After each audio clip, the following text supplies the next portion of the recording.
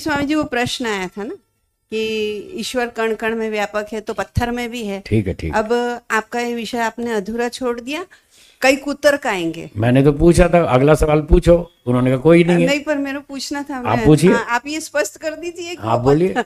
पत्थर में भी ईश्वर है। हाँ। तो उसको क्या करना है वो स्पष्ट कर दीजिए। हाँ, तो आप पूछो ना कि वहां पूजा करें कि नहीं करें, सवाल तो आपको पूछना है, उत्तर मुझे देना है, मैं थोड़ी सवाल उठाऊंगा। बाजू में से आ गया ना? मंदिर जाने में क्या?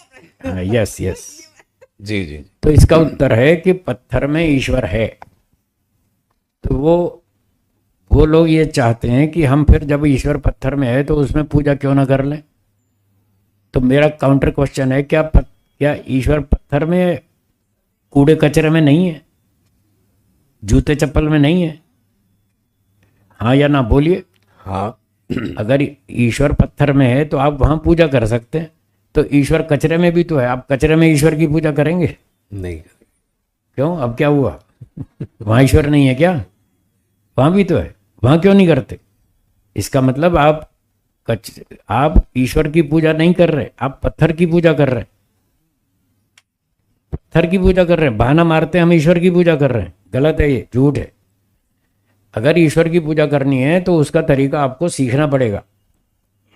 आपको डॉक्टरी करनी है तो डॉक्टरी सीखने आप मेडिकल कॉलेज में जाते हैं कि नहीं जाते?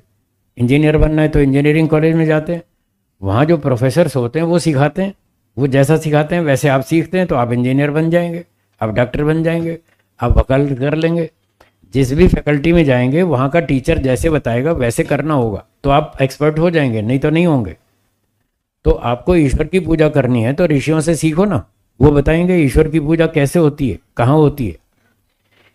ईश्वर सब जगह है, आप उसकी पूजा वहाँ कर सकते हैं जहाँ आप और ईश्वर दोनों हो, वहाँ कर सकते हैं। अब देखिए, आप और हम यहाँ सामने आमने बैठे हैं, ठीक है, और हम अच्छी तरह से बातचीत कर रहे हैं, बिल्कुल बढ़िया प्रत्यक्ष बातचीत हो रही है, हाँ या ना? हाँ बिल्कुल। आप अपने घर में बैठे रहे और मैं रोजड़ में बैठा रहूं तो ऐसी बात हो पाएगी? बिल्कुल नहीं। तो ऐसी बढ़िया स्पष्ट प्रत्यक्ष बातचीत करने के लिए दोनों को एक जगह इकट्ठे होना पड़ता है। अब अगर ईश्वर की पूजा करनी है तो वहां भी हम दोनों को इकट्ठे होना पड़ेगा एक जगह पर। मूर्ति में ईश्वर तो है, मुझे स्वीकार है। क्या आप मूर्ति के अंदर घुस सकते हैं? मूर्ति में पूजा करनी हो तो पहले मूर्ति में घुसो, तब जाके वहां पूजा होगी। कचरे में पूजा करनी हो तो पहले कचरे में घुसो, फिर वहां ईश्वर की पूजा होगी। भाई आप दूर क्यों जा रहे हैं? अपने पास में ईश्वर है तो हम दूर क्यों जाएं? क्या हमारे शरीर में ईश्वर नहीं है? है तो फिर, और हम कहाँ हैं? शरीर में या आसमान में? शरीर में। जब हम भी शरीर में हैं, हम मतलब आत्मा, जब आत्मा भी शरीर में है और ईश्वर भी शरीर में है, जब पास में है तो दूर क्यों जा रहे हैं? यहीं पूजा कर लो ना। इसलिए सारे ऋषि मुनियों को आप देखेंगे जितने भी भगवान की पूजा कर रहे हैं सब ऐसे बैठे हैं आंख बंद करके। इसका मतलब भगवान की पूजा अपने अंदर होती है, तो अपने अंदर पूजा कर लो। अंदर दोनों हैं, दोनों सामने आमने प्रत्यक्ष हैं, आत्मा और ईश्वर दोनों बात कर सकते हैं, बढ़िया बात कर सकते हैं, जैसे आप और हम अब कर रहे हैं।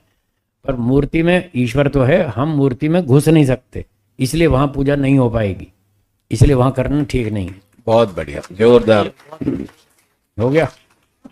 बहुत जलद प्रश्न था। वो पीछे प्रश्न पूछा है, एक और उठा रहे हैं हम। बोलिए बोलिए।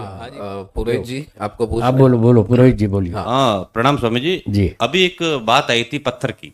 हाँ जी। तो ऐसा प्रश्न आया कि भाई पत्थर में भी तो ईश्वर है, तो इसको ऐसे भी कह सकते हैं कि पत्थर में ईश्वर है मगर पत्थर ईश्वर नहीं है।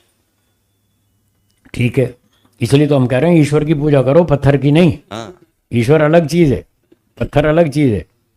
लोग ईश्वर की पूजा नहीं करते, वो तो पत्थर की पूजा करते हैं। तो दोनों अलग अलग हैं। ईश्वर की करो, और ईश्वर की पूजा अपने अंदर होगी, बाहर नहीं होगी।